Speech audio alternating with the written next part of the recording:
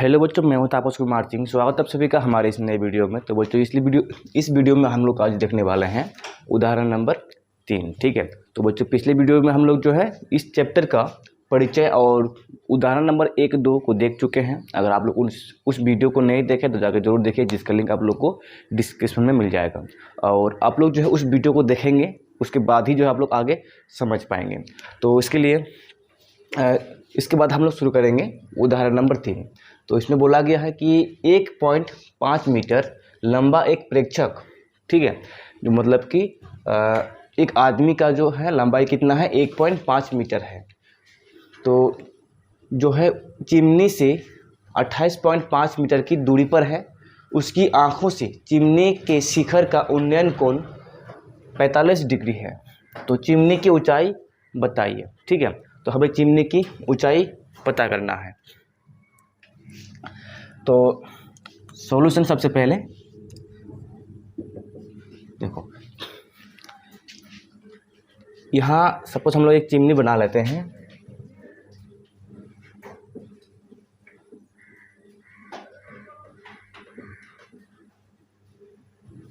Suppose कि ये chimney है, ठीक है, और उसके ठीक इधर एक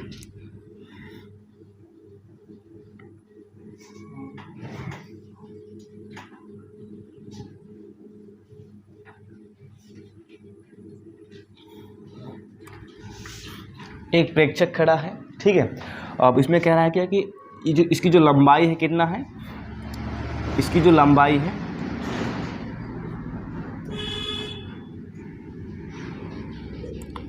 1.5 मीटर है। इसकी लंबाई है 1.5 मीटर। और ये चिमनी से कितना दूरी पर खड़ा है, चिमनी से 28.5 मीटर की दूरी पर खड़ा है। ठीक है। मतलब क्या होगा कि यहाँ से यहाँ तक की जो दूरी होगा कितना होगा, 28.5 मीटर। ठीक है। अब इसकी आँखों से, उसके आगे क्या दिया है कि इसकी आँखों से चिमनी का शिखर का उन्नयन कोण, ऊपर की ओर देखने वाला कोण। ठीक है। तो यहाँ से ये जो देखेगा इसको, और ये हो गया इसका क्षैतिज स्तर। क्या हो गया ये, क्षैतिज स्तर। और ये होगा दृष्टि रेखा। तो दोनों के बीच का कोण बनता है उन्नयन कोण, और जो कि है 45 डिग्री। ठीक है। सपोज कि ए बी की जो लंबाई है, इसका चिमनी की लंबाई ए बी और ये सी। ठीक है। उसके बाद इसको हम लोग जो है ई डी लिख सकते हैं। ठीक है। उसके आंखें जो है उसका डी हो गया, और इधर ये जो है ई। तो यहाँ हमें क्या निकालने के लिए आप कहा गया है कि चिमनी की ऊंचाई हमें ज्ञात करना है। चिमनी की ऊंचाई ज्ञात करना है। तो माना चिमनी की ऊंचाई x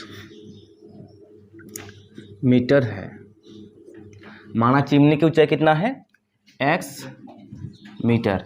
यानी कि जो इसमें ए ई दिया हुआ है ना, ए ई बराबर x मीटर सपोज मान लिए। ठीक है। तो यहाँ से ए और ई कितना हो, अच्छा, इसमें ए ई और इसमें तो टोटल ए बी होगा ना। देखो चिमनी की ऊंचाई पूरा ए बी है, इसमें हम लोग ए ई नहीं मान सकते हैं। चलो ए बी है, इतना कर दिए फिलहाल। ठीक है। अब उसके बाद जो है प्रेक्षक की ऊंचाई कितना है, प्रेक्षक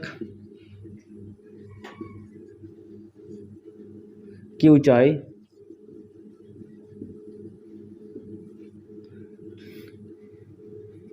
1.5 मीटर है।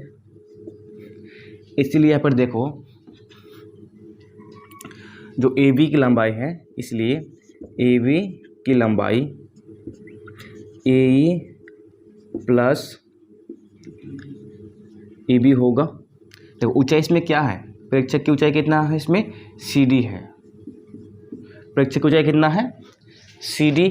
फिर हम लोग बोल सकते, या फिर हम लोग डी सी भी बोल सकते हैं। देखो डी सी और ई बी दोनों तो बराबर होगा ना, क्योंकि ये जो है जो मीनार, ये जो मीनार नहीं चिमनी है वो ऊर्ध्वाधर खड़ा है, ठीक है, और जो आदमी प्रेक्षक है प्रेक्षक भी ऊर्ध्वाधर खड़ा है, ठीक है, और इसका क्या है ये क्षैतिज रेखा है, और क्षैतिज रेखा जो इसका क्या होगा समांतर होगा, ठीक है। तो इसमें क्या होगा प्रेक्षक की ऊंचाई और जो इसमें ई बी है दोनों आपस में क्या हो जाएंगे, बराबर हो जाएंगे, ठीक है, बराबर हो जाएंगे। तो इसका मतलब क्या है कि सी डी और बी ई दोनों आपस में बराबर हो जाएगा, ठीक है।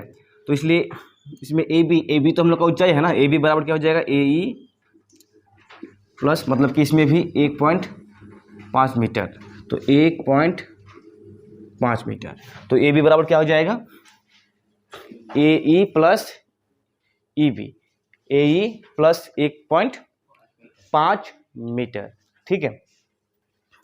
और तो उसके बाद हम लोग को ये भी दिया गया है BC दिया गया है। देखो अब BC जो है ED के बराबर होगा, BC ED के बराबर होगा, क्योंकि जो है ना इसमें ADCBE एक आयत बन जाता है, ठीक है, इसमें आयत बना हुआ, तो आयत का समभुजा आपस में बराबर होता है, तो इसमें EB CD के बराबर होगा और BC ED के बराबर होगा। तो इसमें कर देंगे तथा BC बराबर ED, ठीक है, बराबर कितना है 28.5 मीटर। अब इसके बाद जो है हम लोग इसमें ADE एक समकोण त्रिभुज इसमें दिया है, देखो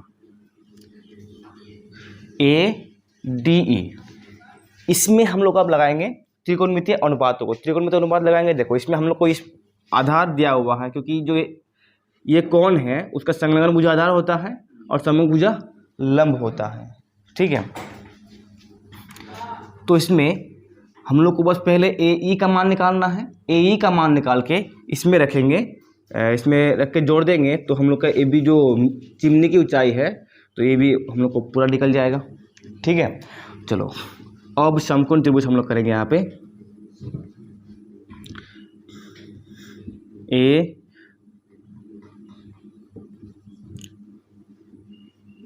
ADE। अच्छा इसमें क्या है, ये आधार है और ये लंब है। हम लोग को कर्ण से कोई मतलब नहीं है, यहाँ पे कर्ण से कोई मतलब नहीं है, इसमें हम लोग को चाहिए ही नहीं। तो बस हम लोग को लंब और आधार से मतलब है, तो आधार और लंब जो है दो अनुपात में होता है tan और cot में, तो इसमें हम लोग tan का इस्तेमाल कर सकते हैं। तो इसमें क्या हो जाएगा, लंब का मान देखो, लंब AE हो जाएगा, लंब AE और आधार हो जाएगा ED, आधार ED और लंब AE, ठीक है। देखो tan 45 का मान कितना होता है, tan 45 का मान 1/2, 1/2 तो उसका होता है 1/2, तो sin 30 डिग्री और या फिर cos 60 डिग्री का होता है, ठीक है। चलो तो इसमें AE का मान हमें ज्ञात करना है और ED का मान हम लोग को इसमें 28.5 दिया गया है, ठीक है। तो उधर गुना होके 28.5 मीटर बराबर AE, यही हम लोग का क्या है, यहाँ से यहाँ तक की ऊंचाई है। और तो हम लोग क्या कर सकते हैं, चिमनी की ऊंचाई AB बराबर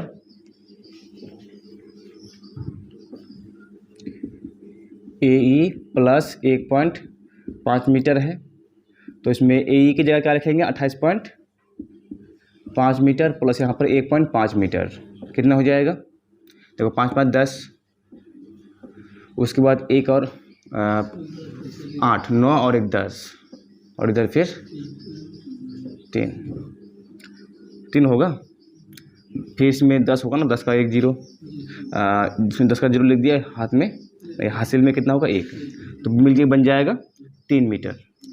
तो फाइनली 30 मीटर, ठीक है। तो यही हो जाएगा इसका आंसर। उसके बाद हम लोग फिर उदाहरण नंबर 4 सॉल्व करेंगे, इसको पहले नोट कर लो। देखो उदाहरण नंबर 4, इसमें बोला गया है कि भूमि के एक बिंदु P से एक 10 मीटर ऊंचे भवन के शिखर, इसमें भवन के शिखर का उन्नयन कोण 30 डिग्री है और भवन के शिखर पर एक ध्वज को लहराया गया है और P से ध्वज के शिखर का उन्नयन कोण 45 डिग्री है। तो ध्वज दंड की लंबाई और बिंदु P से भवन की दूरी ज्ञात कीजिए। हमें यहाँ पर दो चीज़ ज्ञात करना है। पहला तो ध्वज की लंबाई, जो ध्वज दंड है, जो ध्वज दंड का मतलब जो ध्वज का दो ये डंडा है ना, तो उसकी लंबाई हम लोग को ज्ञात करना है। सपोज कि ये ध्वज है, ठीक है, तो इसकी जो लंबाई है ना हम लोग को ये ज्ञात करना है, ठीक है। और उसके बाद बिंदु P से भवन की दूरी, पहले हम लोग इसमें चित्र से समझने का कोशिश करते हैं, ठीक है। सॉल्यूशन, सपोज कि ये भवन है,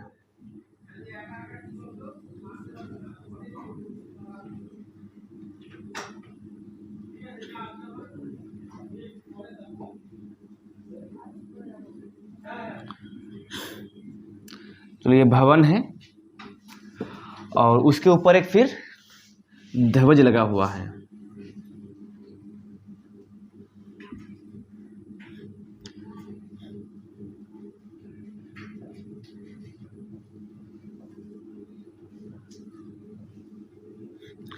चलो नेशनल फ्लैग लगा दिए भारत का।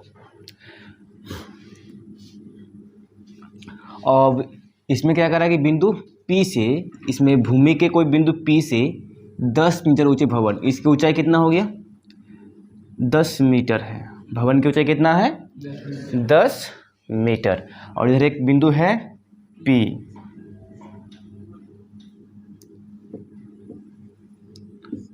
ये बिंदु P है। अब बिंदु P ये तो समान होगा, ये भूमि पर है तो ठीक है। अब उसके बाद इसके भवन के शिखर का उन्नयन कोण है, भवन के शिखर का उन्नयन, जब यहाँ से कोई मतलब भवन के शिखर पर देखेगा तो उन्नयन कोण कितना बनेगा 30 डिग्री, ठीक है। अब वहीं पर फिर जब ये उस ध्वज दंड का जो है शिखर पर देखेगा तो उन्नयन कोण बन जाएगा 45 डिग्री, ठीक है। बिंदु P से भवन का शिखर का उन्नयन कोण कितना है 30 डिग्री, बिंदु P से ध्वज का जो शिखर का उन्नयन कोण है 45 डिग्री है।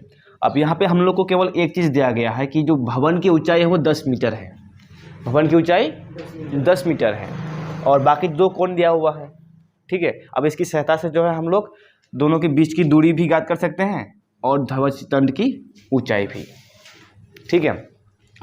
सपोज कि जो भवन की ऊंचाई है वो AB है,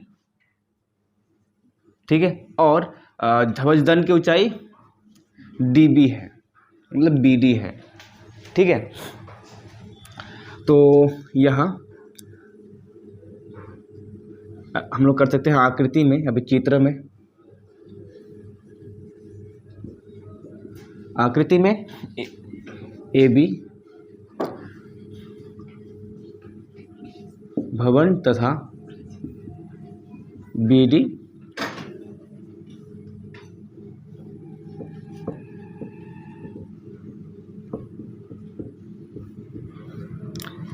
ध्वज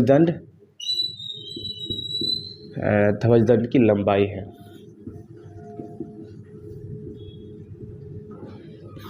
ठीक है, ध्वज दंड की लंबाई है। उसके बाद हम लोग इसमें लिख सकते हैं जो है भवन की, अगर हम लोग लैंग्वेज में लिखेंगे तो लंबा हो जाएगा, तो हम लोग डायरेक्ट शॉर्ट में करते हैं।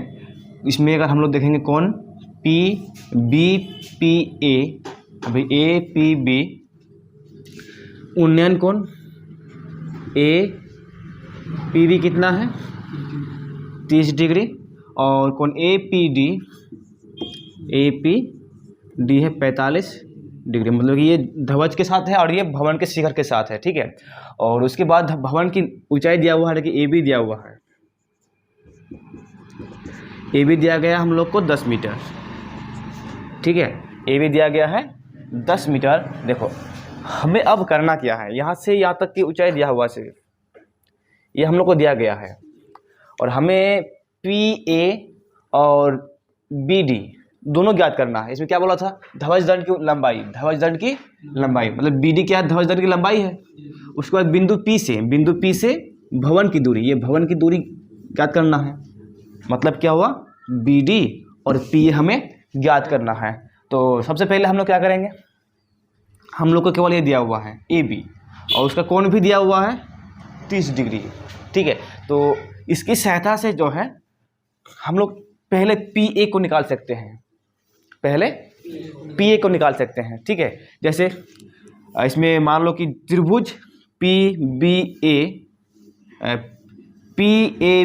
त्रिभुज PAB समकोण त्रिभुज है, कोण भी दिया हुआ है और एक भुजा भी दिया हुआ है लंब। तो उससे हम लोग tan या cot का प्रयोग करके आधार इसमें निकाल सकते हैं PA, ठीक है। तो सबसे पहले त्रिभुज, समकोण त्रिभुज PAB में tan 30 डिग्री, कितना दिया हुआ है, tan 30 डिग्री दिया हुआ है। अब ये होता क्या है, लंब बट्टे में आधार। लंब क्या है इसमें, भवन की ऊंचाई AB और आधार है PA, और नीचे दिखाई दे रहा है ना, tan 30 का मान कितना होता है, चलो इसको इधर कर लेते हैं, नहीं दे रहा है तो दिखाए। tan 30 का मान कितना होता है, 1 बट्टे में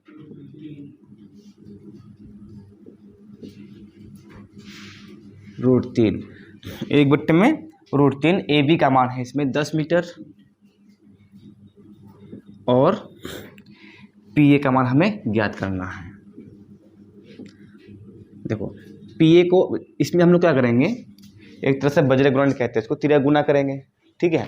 तो PA को 1 से गुना करेंगे तो PA, और 10 को 3 से गुना करेंगे √3 से, तो 10 √3 मीटर। हम लोग यहाँ तक आंसर्स को छोड़ सकते हैं, ठीक है। अब इसमें दिया गया है कि अगर आपको लेने का मन करता है, √3 का मान लेता तो ले लो, ठीक है। तब दिया है तो ले लेते हैं। PA बराबर 10, √3 का मान क्या हो जाएगा, 1.732 मीटर, ठीक है। अब 0 से हम लोग इसमें गुना कर रहे हैं ना, 10 से गुना कर रहे हैं, 0 वाला संख्या से गुना कर रहे हैं, तो इसमें क्या हो जाएगा, जो जितना इसमें 0 होगा ना उतना इसमें 0.1, इसमें 1 0 है तो 1 अंक आगे बढ़ जाएगा, ठीक है। तो इसमें इसीलिए PA बराबर कितना हो जाएगा, 17.32 मीटर। इसमें अगर 2 0 होता ना तो इसमें जो दशमलव है वो 2 अंक आगे बढ़ता, 3 0 रहने से 3 अंक आगे बढ़ता, ठीक है। तो ये हो गया हम लोग का बिंदु P से भवन की दूरी, ठीक है। और तो इसमें कर सकते हैं, और तो बिंदु P से भवन की दूरी बराबर 17.32 मीटर। अगर हम लोग पहले ध्वज दंड की लंबाई ज्ञात करने का कोशिश करते तो हम लोग को थोड़ा परेशानी होता, क्योंकि अब जो है हम लोग को देखो ये PA मिल गया कितना, 17.32 मीटर, ठीक है। तो अब क्या हो जाएगा, अब हम लोग को आधार मिल गया, फिर से tan ही लगाएंगे। अब हम लोग को आधार मिल गया, समकोण त्रिभुज PAD लेंगे, आधार मिल गया, लंब ज्ञात कर सकते हैं, ठीक है। फिर समकोण त्रिभुज PAD में आप फिर से tan लेंगे, tan इस बार है कितना, 45 डिग्री, 45 डिग्री, और यहाँ से यहाँ तक की ऊंचाई कितना है, AD, और नीचे PA। अच्छा इसमें देखो जो AD है, AD को हम लोग इसमें ऐसे लिख सकते हैं ना, AD बराबर भवन की ऊंचाई ए बी प्लस ध्वज दंड की ऊंचाई बी डी। ठीक है, ऐसे लिख सकते हैं। तो इसके जगह हम लोग इसमें एक कर सकते हैं इसका मान, और यहाँ पर A B plus B D बट्टे में पी ए का मान दिया हुआ है, कितना है? तो पी ए का मान हम लोग डायरेक्टली ये भी ले सकते हैं, ये भी ले सकते हैं। ठीक है, चलो 10√3 ले लेते हैं। ठीक है, तो गुना करेंगे तो कितना हो जाएगा? 10√3। अब इसमें ए बी का मान कितना है? 10 प्लस बी डी। ठीक है, उधर वो प्लस में है, इधर आके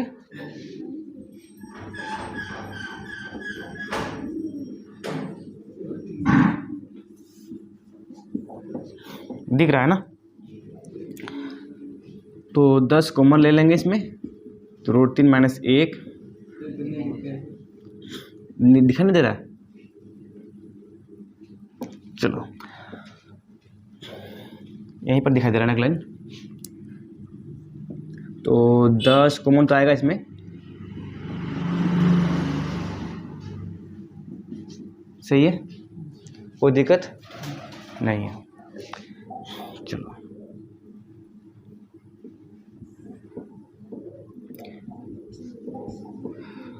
तो 10, अब यहाँ पे देखो √3 का मान हम लोग इसमें रख सकते हैं। √3 का मान कितना रखना है? 1.73, उसके बाद 2, तो रख लेते हैं ना 1.732 - 1, और फिर बराबर इधर बी डी।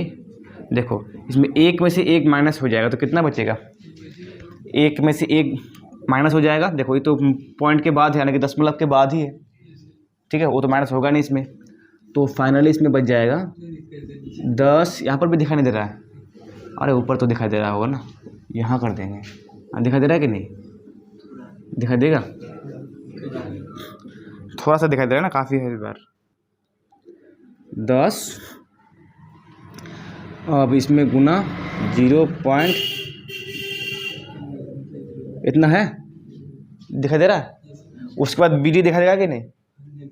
बी डी, चलो बी डी अब गुना करते हैं तो क्या हो जाएगा? देखो फिर 0 से गुना कर रहे हैं, 0 वाला संख्या से गुना कर रहे हैं, तो जो पॉइंट है, जो दशमलव है, डेसिमल जिसको हम लोग कहते हैं, पॉइंट नहीं, तो वो फिर एक अंक आगे बढ़ जाएगा। तो 7.32 मीटर जो हो जाएगा बी डी बराबर बी डी। ठीक है,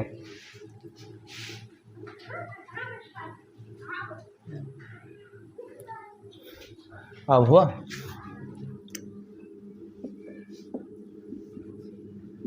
बी डी। ठीक है, तो उसके बाद हम लोग यहाँ पे कर सकते हैं, अतः ध्वज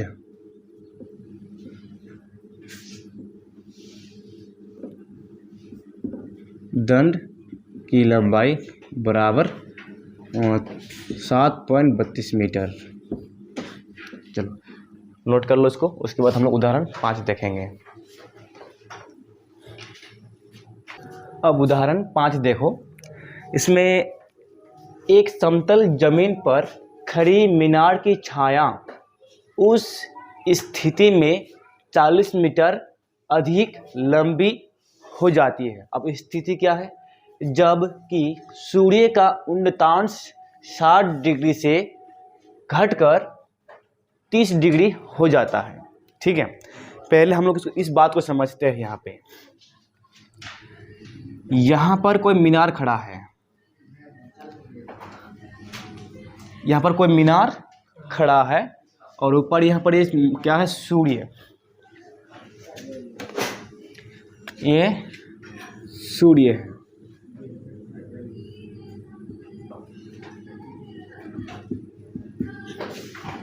ठीक है, अब सूर्य का छाया बनेगा इधर, इसका सीधा बनेगा। ठीक है, तो यहाँ पे देखो एक समतल जमीन पर, ये जो जमीन है वो समतल है, यहाँ पे ध्यान देना, जमीन पर खड़ी मीनार, ये मीनार हो गया, ये सूर्य हो गया, छाया उस स्थिति में 40 मीटर अधिक हो जाता है। अब इसमें से अधिक होगा इधर 40 मीटर, ठीक है।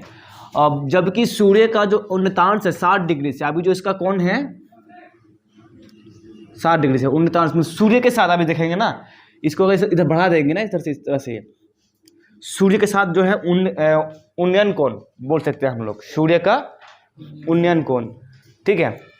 तो अभी 60 डिग्री है, अब 60 डिग्री से जितना समय जाएगा तो घटेगा, ठीक है।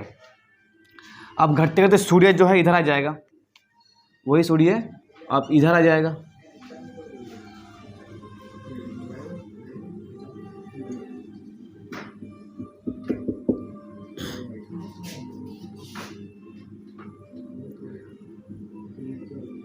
चलो सूर्य अब इधर आ जाएगा ना, तो इसमें क्या होगा, अब इसमें छाया तो लंबा होगा, ठीक है, छाया बढ़ेगा। अब इसमें क्या बोला है, लंबी हो जाती है। अब इसमें कितना लंबी हो जाती है इसकी माप दिया गया है कि वो जो है ना उसमें 40 मीटर लंबी हो जाती है, ठीक है।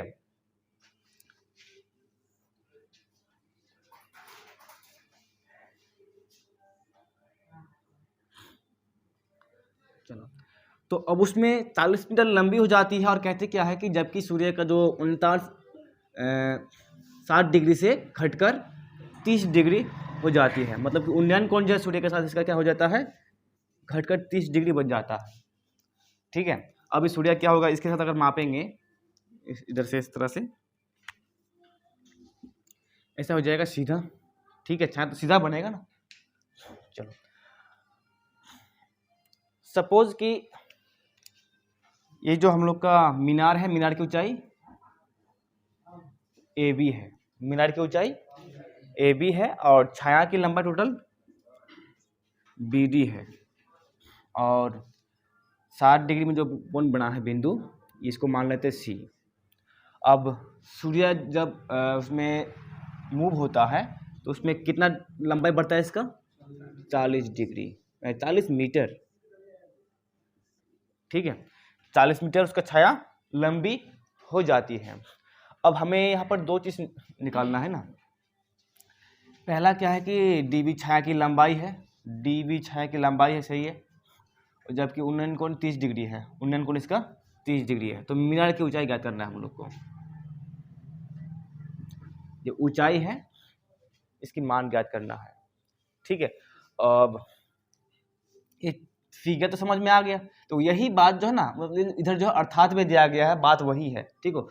तो इसमें देख सकता है कि छाया के एक सिरे से, छाया के एक सिरे से मीनार के शिखर का, एक सिरे से, इसमें 2 सिरा है ना इधर से और इधर, तो एक सिरे से मीनार के शिखर का उन्नयन कोण 60 डिग्री है, और DB छाया की लंबाई है, जबकि उन्नयन कोण फिर से D बिंदु तक 30 डिग्री बनता है, ठीक है। वही बात इसमें दोबारा लिखा हुआ है, तो हम लोग को बस मीनार की ऊंचाई ज्ञात करके दिखाना है, ठीक है। सॉल्यूशन, माना मीनार की ऊंचाई AB बराबर H मीटर है, बराबर H मीटर, तथा हम लोग इसको भी मान लेते हैं जो है ना B से जो BC की दूरी है, BC की लंबाई है, उसको X मीटर मान लेते हैं, ठीक है। ये भी तो छाया है ना, इसको तो लंबाई दिया नहीं है हम लोग को यहाँ पे, ठीक है। हम लोग को बस दिया गया है कि बिंदु C से जो है जहाँ पर 60 डिग्री का कोण बन रहा था, वहाँ से 40 डिग्री बढ़ जाता है उसकी लंबाई, जब जहाँ पर बनता है, जहाँ तक बढ़ता है उसका जो उन्नयन कोण है 30 डिग्री, बस इतना दिया गया है। इसकी पहले जो छाया था उसकी लंबाई नहीं दिया है, ठीक है। तथा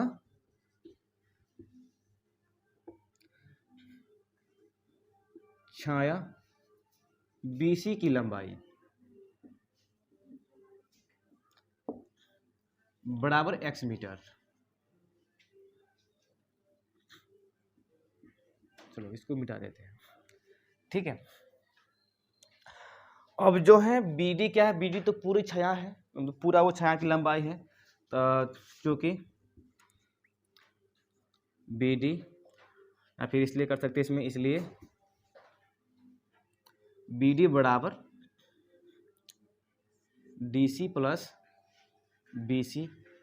तो उसमें डी सी कितना है 40 मीटर, डी सी है 40 मीटर और बी सी है x मीटर। तो इसलिए 40 प्लस x मीटर हो जाएगा, पूरी छाया, जितना छाया इसमें बनता है ना, पूरा छाया की लंबाई हो जाएगा। ठीक है, अब हम लोग को इसमें पहले ए बी, देखो इसमें दो समकोण त्रिभुज बनता है, एक बनता है ए बी सी और दूसरा बनता है ए बी डी। ठीक है, और हम लोग डायरेक्टली जो है ना कहीं भी निकाल नहीं सकते, अगर हम लोग ए बी डी लेंगे तब भी डायरेक्टली नहीं निकलेगा। ठीक है, क्योंकि इसका मान किसी भी भुजा का मान जो है डायरेक्टली इसमें दिया है नहीं, और अगर हम लोग ए बी सी लेते हैं उसमें भी नहीं दिया गया है। ठीक है, तो डायरेक्टली ये निकलेगा नहीं। तो सबसे पहले फिर भी हम लोग क्या करेंगे, त्रिभुज ए बी सी को लेंगे, उसके बाद जो है त्रिभुज ए बी डी को लेके याद करते हैं। तो इसीलिए यहाँ पर समकोण त्रिभुज ए बी सी में, त्रिभुज ए बी सी में लंब और आधार से हम लोग का मतलब है। ठीक है, कर्ण का काम नहीं है यहाँ पर, और टेन लेके चलते हैं इसके लिए, और कोण है 60 डिग्री। तो टेन 60 डिग्री का मान बताएगा, किसको याद है, टेन 60 डिग्री बराबर इसमें लंब ए बी और आधार बी सी।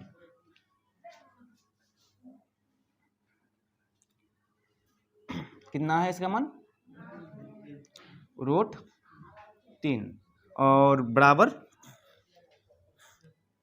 इसका मान कितना √3 है ना, और उसके बाद ए बी का मान कितना है h, और इसका मान x। तो √3x बराबर h, तो इसलिए h बराबर √3x, समीकरण इसको 1 लेकर रखना, समीकरण 1।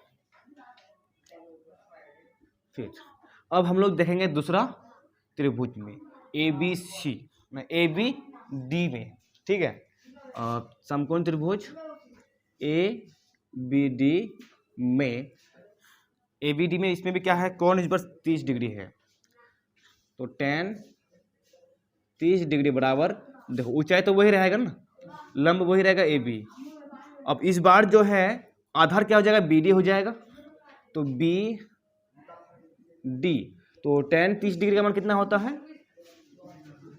1/में √3 होता है।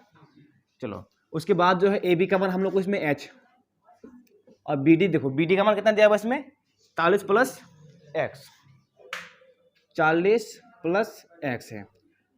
अगर हम लोग इसमें तिर्यक गुना करेंगे या फिर, हाँ तो चलो तिर्यक गुना कर लेते हैं, 40 प्लस x और इधर √3 गुना h, और h का मान हम लोग को समीकरण 2 से मिल जाएगा, समीकरण 1 से मिल जाएगा।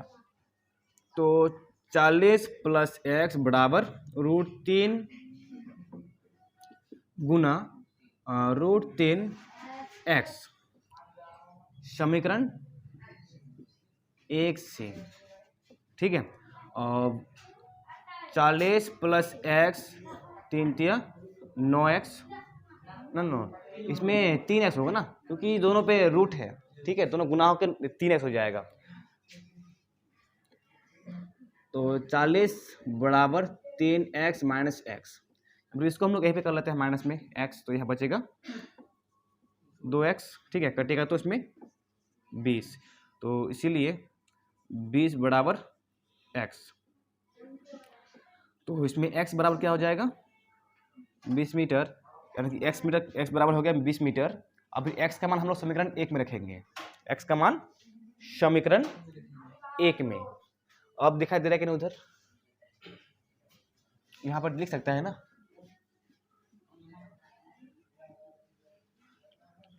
अब x का मान समीकरण 1 में रखने पर, तो x का मान समीकरण 1 में रखेंगे, तो इसमें क्या है h बराबर √3 गुना एक्स और इसका मान कितना है 20। तो इसीलिए एच बराबर √3 और इसमें कर लेते हैं एक बार √3 गुना 20, इसलिए इसका मान हो जाएगा 20√3 मीटर। ठीक है, चलो इसको नोट कर लो। उसके बाद जो है हम लोग उदाहरण 6 और 7 जो है नेक्स्ट वीडियो में देखेंगे।